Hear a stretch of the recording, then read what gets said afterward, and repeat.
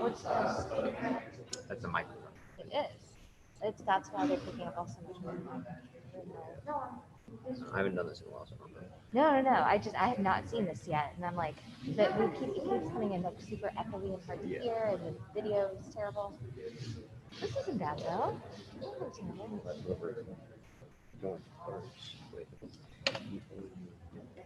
Wireless microphones that are covered. They're so covered. Why do you not remove them? Do you have it running live? Yes, So I should watch what you're I guess. I'm not sure anyone's gonna be on there yet. Should assume we're starting on that. saying. Oh, wait. And so is this just for that? This is to put like just record. Just for that. So I gotcha.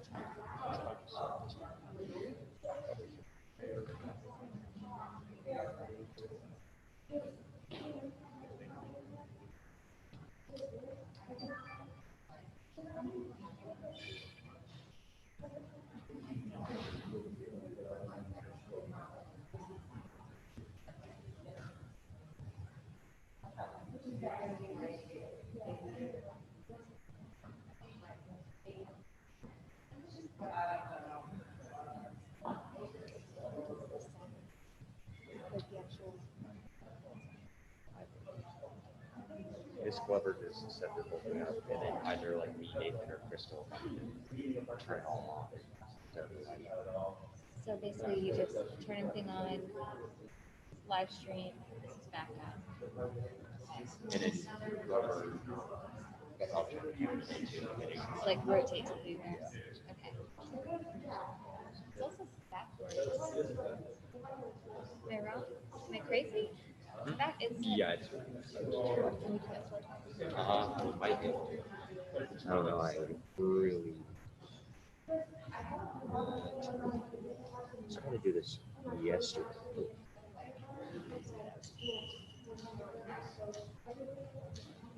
I thought you can just rotate it. It's upside down. It's upside down. I know. Oh, so it actually turns things. I thought maybe it would orientate or like flip. You're like, thanks for messing with me on this. Appreciate it. Untangling. Okay.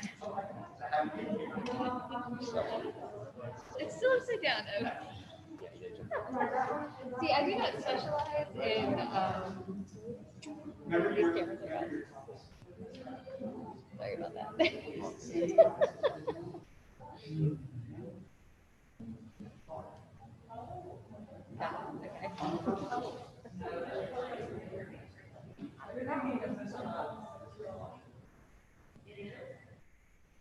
Someone might be really confused on the YouTube stream right now.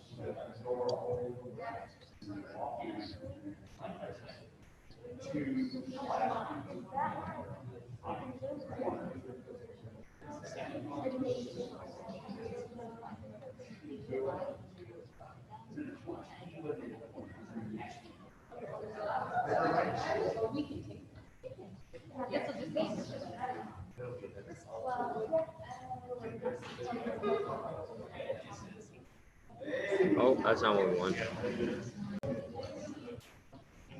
What the heck?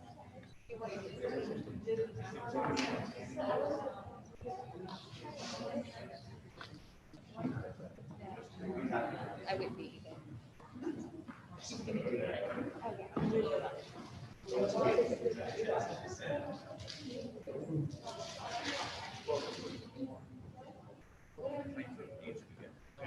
I didn't figure it Oh, yeah. There, that way it's like, so you're sitting there. This helps. I need it. We're going to figure this out. out. All good.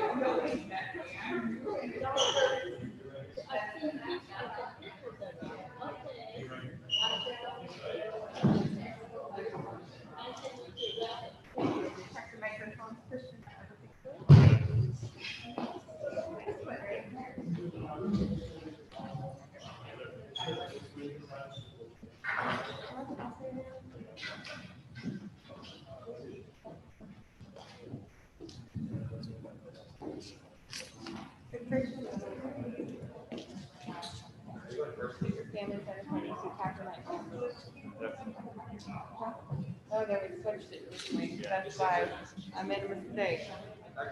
Yes. Nope, over here. All right. That's okay. So you'll see yours. You'll just, it's that way. I mean, that for me. If he wants, I can switch with him. I would, yeah, so when it's your turn, you'll need to put that on. I can't because these microphones are the ones you used yesterday. True. Right, and we've already done the chairs. So if this is my one boo-boo, you just have an angle to look at, and it'll be good. That's so tough. Oh, it's right at the camera. So you see her facing. Come up here. Make sure you flex this button. You see the on-off, like the remote Like, you control. stand up for 1 second. You want to wait until that's Just for 1 second. yeah?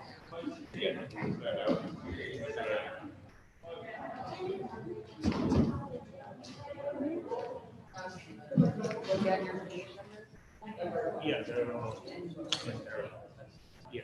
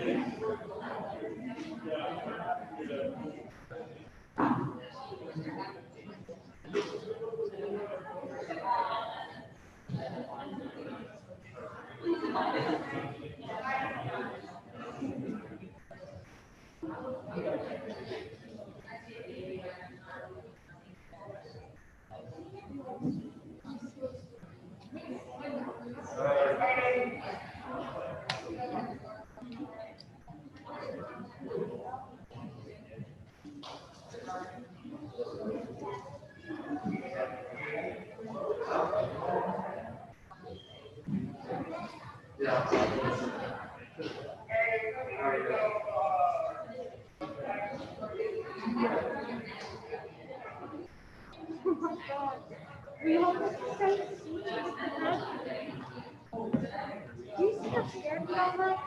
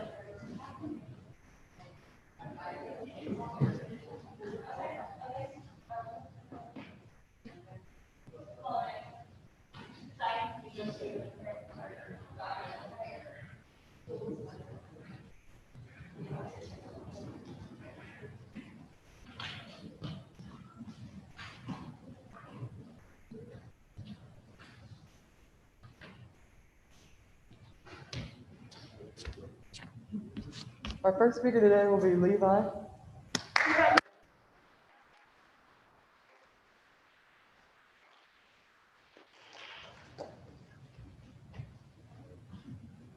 I've never known life without my best friend's job.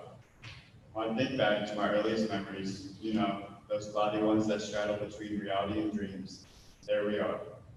I'm sure our parents took us to mommy and me music classes, art sparks, and the science center, but those memories don't come up.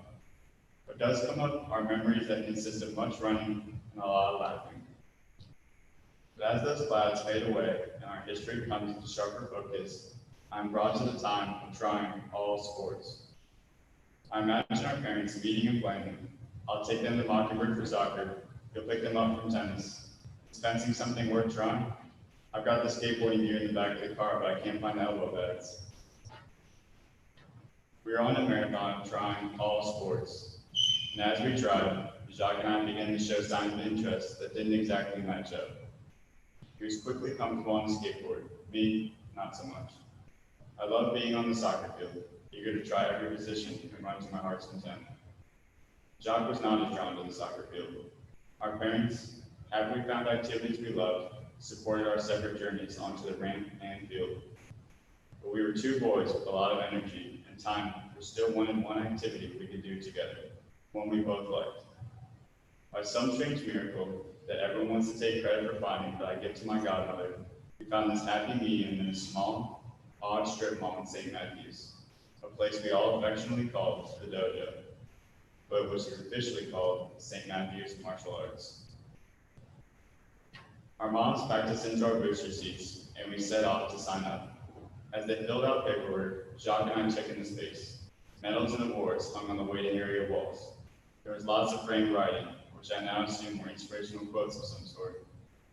Beyond the waiting room was the actual dojo, a small room with wall-to-wall carpet, mirrors, and foam torsos of green painted men. This all seemed incredibly cool as 4-year-olds, and we were immediately psyched. Our moms finished signing us up and introduced us to Miss Joan, the dojo owner, and a 10th-degree black belt. Whatever that meant, we most certainly did not know. In Miss Joan's hands were 2 packages, and as she extended one to each of us, we unwrapped them with the same excitement we would open up a birthday present, revealing our very first martial arts uniforms, complete with a white belt. We wanted to put on the uniforms immediately, but we were told to wait as we would wear them to our first karate class the next week. Finally, the day we've been waiting for had arrived. We wore our uniforms, which pictures revealed to be a little too big for our small bodies, but we did not care. We knew we looked like karate guys. Our first class was led by Miss Joan and her assistant, Mr. Sean. Little people in the front, bigger kids in the back. We were all asked to sit on our knees and listen. This was hard. I remember being ready to start karate chopping those green torsos around the room, throwing in a few karate kicks for good measure. But no, We were asked to start the class the way we begin every class, eyes closed, left their breathing exercises to center us. Now, of course, Jacques and I had no idea what that meant. What I do know is that every class, I arrived with the energy of an excited puppy. To say I was fidgety would be an understatement, but this breathing meditation served its purpose every time. When we were done, I was calmer and ready to listen to Miss Joan. I also know more technical terms are used for the martial arts move we were taught, but I don't remember those. What I will never forget were the names like the tiger claw, the leopard, the crane, my personal favorite, the snake lapel. I also remember how quickly Jacques picked up these moves and how good his balance was. I was a mess of commotion and never very steady on one leg, but it honestly didn't matter. We would just look at each other's reflection in the mirror with huge smiles, having a blast. And when I would really mess up, Miss Joan and Mr. Sean would help redirect me and encourage me to laugh. Don't get frustrated, this takes patience, was a constant refrain, always followed by, it's okay to laugh. At the end of the 30-minute lesson, for me, was the moment I would wait for all of class. After 15 minutes on the obstacle course that Miss Joan and Mr. Sean would create with all the torsos and mats, we finished with a game of dodgeball. Jacques and I would run like crazy through the obstacle course. In our minds, we were weaving and balancing on a razor's edge with extreme precision. The videos taken seem to suggest otherwise. To say we lacked control would be too kind of a description, but in our minds, we were obstacle course machines. Then it was time for dodgeball. In the beginning, Jacques and I would just cling together, trying to run from the balls to join twins. It turns out that strategy made us an easy target. But when we got hit, we also got out together. We were fine with that, as we would stand on the sidelines cheering as the game progressed. Same kind of enthusiasm I still display while watching a UK basketball game. We went to the dojo for years, and our enthusiasm never went away. Even when it was test time, we tried to show Miss Joan that we had learned the various annual theme moves necessary to move to the next belt color. Often, Jacques would advance before me. We would spend a few classes with different belt colors until I passed the test. But even as competitive as I was on the soccer field, I felt fine with these moments. Miss Joan was encouraging, and Mr. Sean would spend some extra time helping me, and I was always psyched for Jacques, and he was always rooting for me. Now, we weren't star students and often had to be redirected and encouraged to pay attention. Our instructor would say, look at the person next to you. If you're related to them, move. We would look to either side of us and then stay put. The instructor began adding, if you live in the same house as the person next to you, move. And we would stay put. Finally, Miss Joan would say, Levi and Jacques, move away from one another. And we would sadly separate, as respect for your instructor was a significant part of the dojo philosophy. It wasn't until years later when my mom ran into Mr. Sean at a restaurant and he asked, how are your sons? That we realized they had mistaken us for siblings all those years. No wonder they never moved when Mr. Sean left. There was also the time that, during my greatest ever dodgeball performance, I was the last man standing. I was running, pivoting, and faking Miss Joan. I just needed to catch the ball to be named victorious. And then, all I remember is seeing red and crumbling to the floor. I had taken the ball, full force, directly to the face.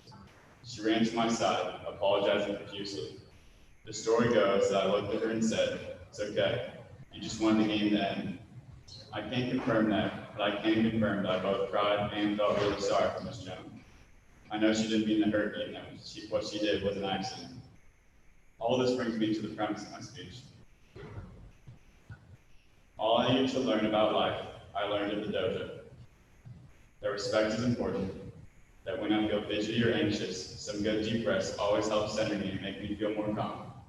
That exercise is always a good thing, that it's okay to laugh at yourself, that sometimes you don't get something on the first, second, or third try, that it's okay not to be the best at something, that you feel better when you like your outfit, that sometimes celebrating another person's accomplishment can feel as good as winning, that adults can make mistakes, that sticking together always makes sense, and that having a best friend for life is indeed having a family member, and maybe even better. Thank you.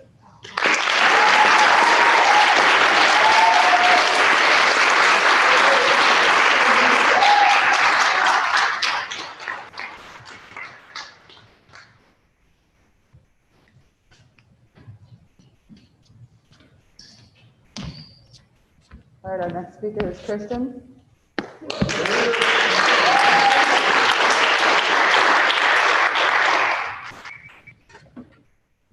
The world is a big place. Many people don't get to experience it beyond their own culture and country. It's not easy to really understand the variety of cultures and nations when you're not actively traveling outside of your own. Since many of us have not had the opportunity to travel to other countries, it can be challenging to realize how big the world is and how small our place in it is. The United States is the third most populous nation on Earth, with around 5% of the global population. Even a country the size and diversity of ours only scratches the surface of the sheer number of cultures. And most people, including me, have barely even traveled the contiguous United States. So when I had the opportunity to go to China for a spring break, I was really unsure of whether to go. During my sophomore year, I traveled on a school trip to Shanghai. It would be a trip that was completely different from any other trip I had ever been on. The lead up was a hassle. The hurdles of having your visa accepted, including a pretty demanding background check, didn't give me the feeling that the actual trip would be fun.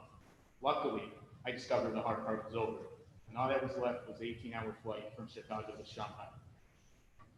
Surprisingly, the flight wasn't challenging for me. Unlike the other chaperones and students on the trip, I slept through the entire 18-hour flight. At the airport, we were picked up by a van to take us to our hotel. Everyone was struggling to stay awake, but I was wide awake. Once at the hotel, we ordered Chinese takeout food, and we were paired off by Greg in the rooms. My roommate was Drew McClellan. As soon as we were in the room, Drew immediately headed straight for the bed and slept. I, on the other hand, was about to pull an all-nighter. As soon as I turned on the TV, I raided the fridge, which was loaded with bottled water. The hotels have bottled water because in China, the tap water is toxic to drink. I didn't realize that at the time. Not wanting to interrupt the staff, after I drank all the water, I refilled the bottles with tap water from the sink.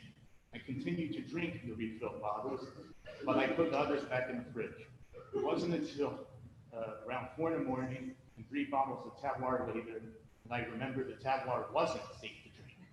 I emptied all the tap water as soon as I realized that the water from the tap was only safe to use as mouthwash or boil, which I'd done neither. A couple of hours later, when Drew woke up, he asked me where all the water was, and I explained that I drank it all along with 3 bottles of unpotable tap water. With little acknowledgement that I had a gallon of contaminated water, Drew left the room on a class excursion to downtown Shanghai. Once we walked around into the van, our excursion began, and we went to Shanghai Tower, where we were to get a map of downtown. Our first stop was to a Chinese history museum. After signing in and getting frisked by security at the museum entrance, the class went on a guided tour. It was really cool seeing artwork and artifacts from the past. It helped me understand Chinese history and how in-depth it is, and also helped me appreciate a culture that wasn't mine. The view I got expanded my perspective and made me appreciate Chinese rich culture. The tour lasted about an hour or so, after which then we would go to the Shanghai shopping district at Huahuai Road. The first shop I went to was H&M with some classmates. My ability to shop and explore was limited because at this point I was pretty sick and I didn't have anywhere near enough money to buy anything in a district full of designer brands. So I went to the mean spot in front of the Apple store and told everyone in the group chat how I was feeling sick and I couldn't buy anything. None of my texts went through, and I lost track of everyone in the crowd, so I will be waiting for quite a while. About an hour later, I was still sitting in absolute pain, waiting for everyone to come back so we could leave. Barton Shea and Michael Bush were the first ones to arrive. We sat in front of the store, waiting. After 15 minutes or so of loitering in front of the Apple store, we had several people come up and take pictures with Barton, Michael, and I. It was very weird. They didn't really care about Michael, but they were definitely interested in Barton and I. From what I could tell, it was our hair. I didn't understand what they were talking about, but Barton and Michael said it had to be. Barton and Michael said that it had to be. Said that it had to be our curly hair. Finally, after several pictures, the group met up and we were able to leave. You may be wondering why I'm talking about the first day of my China trip. It's because the situations in the beginning were an absolute shock and things I never experienced before anywhere else. You don't tend to worry about drinking water or notice characteristics of somebody's hairstyle in the US or Europe. So when such little details like those are suddenly factors, it's definitely a surprise. The trip to China was completely different to other places I ever been. I could have just had a regular spring break, but I decided against it. I encourage everyone to do something that's out of their normal routine, especially if it seems intimidating. Yeah, the situation could turn out bad and blow up in your face, but it would be something new that you had done. You might even find something you like. I think if you're thinking about doing something new, do it. Expand your horizons. Thank you.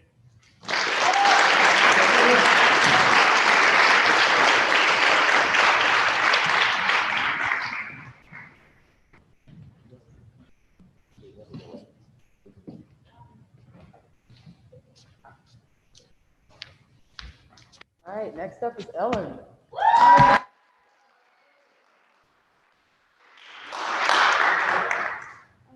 Okay. Hi, I'm Ellen.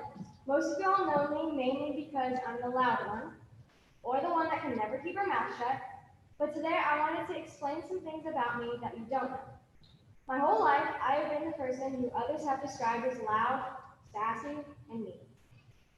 To some, I have always looked and come off as mean because of my facial expressions, or more specifically, my resting face. Perhaps it's the way I've treated them to make me seem mean. Something that I would like people to know is that many times those facial expressions are just the result of me being lost in my own thought. Whatever the reason may be for coming off as mean, I know that that's not who I really am or who I want to be. There are times in people's lives where they have moments of vulnerability. They trust in people, which is nice, but sometimes that trust is betrayed. I have had moments like these, which have probably contributed to me being closed off. This is because I have always related getting my feelings hurt with vulnerability. So I would be mean from the start, which would ensure that I couldn't get hurt. In my heart, I know that I'm not a mean person. However, I have sometimes chosen to betray myself in that way to protect myself. I have always thought that by closing myself off and not letting people get to know the real me, I would be safer. So for this speech, I decided that maybe I should show people some vulnerability by sharing a bit of who I really would like to be and who I'm growing to be. I'm going to use the most important people in my life as examples. The first person is my mom. And she's already crying. Okay. The first person is my mom. My mom is the type of person that works hard. She's diligent at whatever she does, and once she sets her mind to something, she tries as hard as possible to complete that task. Years ago, I remember her going through my days as a kid, and my mom sitting at the dining room table, studying a book the width of my head, for hours. She would complain about the amount of work studying for the job required, but honestly, who wouldn't with a book that size? I've always really admired the fact that she pushed through the tests and studying, which I have probably not said enough, or maybe even at all. Setting your mind to something and trying really hard at it is a good quality to have throughout life. It teaches you to work hard and do the best job that you can. Whether it be your job, relationships, or anything else, working hard instills perseverance. Being able to get knocked down and get back up again and try all over again is an amazing quality to have. The next example is my dad. My dad has always had special qualities that I admire. Out of all the people that I know, he is probably the most forgiving and loving. No matter what I have done or any of the mistakes I have made, my dad has always managed to understand, forgive, and continue to love me. I bet that it wasn't always easy for him to forgive the mistakes I have made, because believe me, they have not been small ones. Not the little, oops, I forgot to do the dishes type of mistake. I want to have the capacity for forgiveness and love that my father has, because I know how good it makes me feel to have someone to care that much about me. So I would like to be that person for others. I'd like to be able to show to other people that everybody deserves some forgiveness and love. Everybody makes mistakes throughout life, and that doesn't make them any less deserving of forgiveness and love. The last example is my brother. The quality that I admire most in my brother is his kindness. Okay. I've never in my life, I don't do this.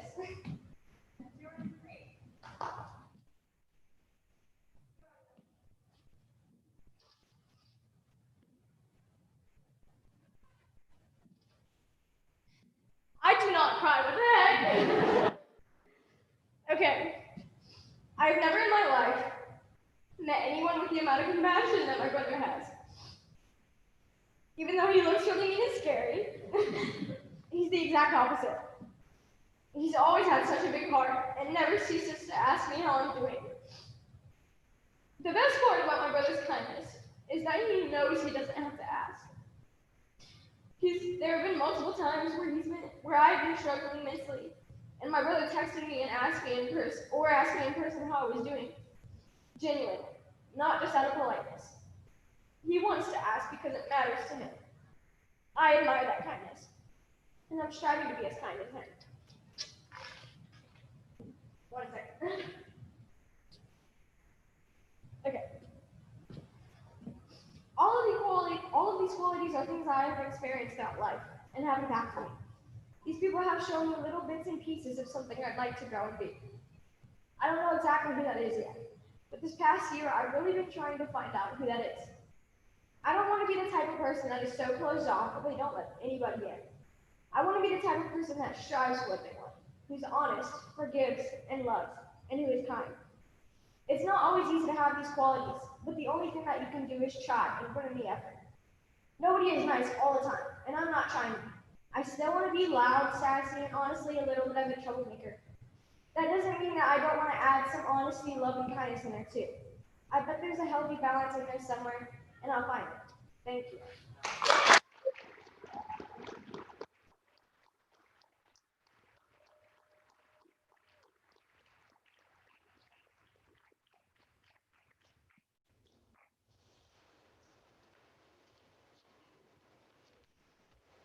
All right, our last speaker for today is Luke.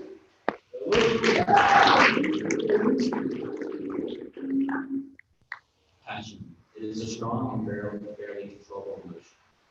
Ever since I was a young boy, my father told me whatever you want to do in life, make sure you enjoy what you do and are passionate.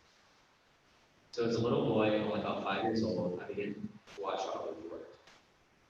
For example, I often went with my dad into his office and sat with him while he worked. My father, a businessman, was always on the phone, in meetings, and never took a minute off work. I then realized what I wanted to be, something different. I certainly do not want to have success anymore, and I know the hard work it takes to transform my passion into a profession.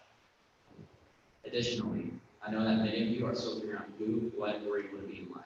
The college process is certainly stressful. However, I'm thankful to figure out where I want to go and what I want to try and do. I've always had an affinity for horses, but when I was about 7 years old, my father took me to the racetrack. I fell in love with the sport of horse racing. At first, I wanted to be a jockey. But looking at me right now, I think I became a little too big. Then I became fascinated by the aspect of horse racing, the betting aspect. If you thought winning money based on how fast a horse went sounds easy, you thought wrong. It was a losing and very stressful game to play. I learned that one Friday afternoon. Well, alive in a pick five. For those who don't know what a pick five is in horse racing, you need to pick up a winner in 5 consecutive races to win a sum of money. It was the last race, and I predicted the previous 4 winners. It was now the payout limit. I was due for a substantial payout of $59,000 in that first win. He was the favorite, so it added a little bit more pressure on us. The race went on, and I was a mixed bag of emotions. Nervous, excited, anxious are only a few of the emotions that rattled around inside my body. As I turned to home, my horse took the lead and kept moving towards the wire, as he was supposed to do. My heart began to pound. I was about to win an absurd amount of money that could change my life. However, I began to notice that my horse was starting to get leg weary as he approached the finish line. Another horse was picking up stride right before the finish. I watched my lead get smaller and smaller. I was yelling, screaming for my horse to finish. As they hit the finish, they were noses apart. My heart skipped a beat, and I had a bad feeling in my horse's arms. It was a photo finish, and the picture cemented the gut feeling of my defeat. I knew this rare opportunity was gone in a matter of seconds. I was sick to my stomach. I couldn't eat that night, was sleeping in the next few days. It was a tough defeat for me, but a great lesson that while betting is fun, it certainly is not My father was very fortunate to begin owning horses, starting in 2017. We have always had a bond over discussing our horses. How would they run the race? What would you do if we win? Do you think we can win? Again, if you thought you would make money owning horses at animals, you were 0 for 2. People don't realize the cost of owning a thoroughbred horse in general. Buying them is expensive. The higher the price usually means the better the quality. Depending on their age, they must be trained by a trainer. Stabling them in a stall, feeding, training, medical expenses, and grooms are all included in feed and training, which is expensive. Despite my lessons in the risk of gambling and horse ownership, passion for horse racing began to seep into my skin. So this past spring, I became interested in learning about the horse operations that took place in stables at Churchwood House. To learn more, I began working in the stables. However, I was a completely new person in a stable full of people who had been working there for 10 plus years. I had minimal experience handling or taking care of horses, didn't know what to expect. I knew that job of waking up at 4 a.m. would be a daunting task for a teenager, especially given how long I usually sleep in. Most of my coworkers didn't speak a word of English, which made it challenging to know what I was supposed to do or how to learn what they were doing. One day, I was thrown right in front of a horse to walk it. My boss asked me, "Do you know how to walk a horse?" I responded, "Not really." He then replied, "You'll figure it out." So much for the learning curve. I now had a 1,200-pound animal in my hands. As I looked at the horse and examined it, I realized just how majestic an animal horses really are.